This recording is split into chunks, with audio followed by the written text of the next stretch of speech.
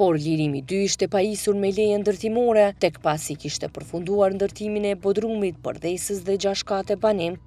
I gjithë ky ndërtim ishte realizuar vetëm me lëshimin e kushteve teknike të lëshuara me 4 nëntor 2024.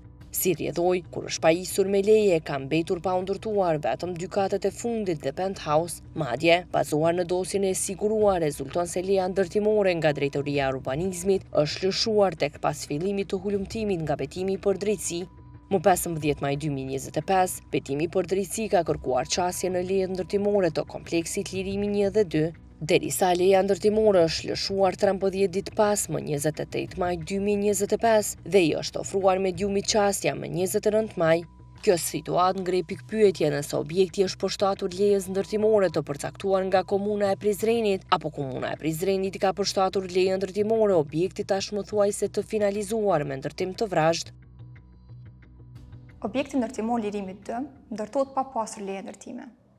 Ndërtimi nuk lejohet të fillohet deri në momentin kur merret leja dhe madje komuna duhet të njoftohet për fillimin e ndërtimit të paktën 7 ditë para se me fillu ndërtimi përkatës. Pra, i gjithë qëllimi i lejes ndërtimore është të shërbejë si bazë ligjore për realizimin e ndërtimit. E kjo e nënkupton faktin që leja duhet me ekzistu para se të ndërtohet objekti.